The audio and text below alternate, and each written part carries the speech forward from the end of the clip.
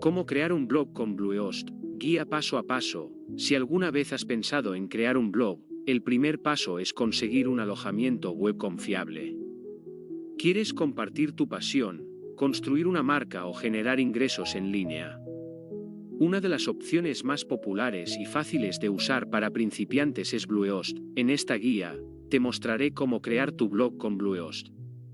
Puedes hacerlo incluso si nunca has creado un sitio web, porque elegir Bluehost, recomendado oficialmente por WordPress, fácil de usar para principiantes, dominio gratuito durante el primer año, atención al cliente 24/7, instalación de WordPress con un solo clic, listo para empezar.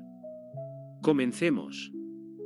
Paso 1. Haz clic para visitar Bluehost. Haz clic en este enlace especial que está en la descripción de este para acceder a las ofertas de alojamiento de Bluehost. Accederás a su página de inicio. Haz clic en el botón Comenzar para iniciar el proceso. Paso 2. Elige un plan de hosting. Se te presentarán algunas opciones. Planes de alojamiento web de Bluehost. Básico, ideal para un blog. Plus o Choice Plus, ideal si desea más almacenamiento o varios sitios. Consejo, comienza con el plan básico si recién estás lanzando tu primer blog. Paso 3. Elige tu nombre de dominio. Bluehost te ofrece un dominio gratis durante el primer año. Elige un nombre que se adapte a tu marca. Nicho o personalidad. Paso 4. Completa tus datos. Introduce tu nombre, correo electrónico, ubicación e información de pago. También verás opciones adicionales, como la privacidad del dominio y la copia de seguridad del sitio. Puedes conservarlas o desmarcarlas para ahorrar dinero. Paso 5. Configurar WordPress. Una vez realizado el pago, Bluehost te guiará en la instalación de WordPress.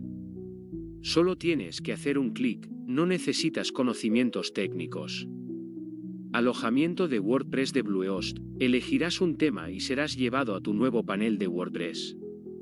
Paso 6. Empieza a bloguear. Ahora empieza la parte divertida.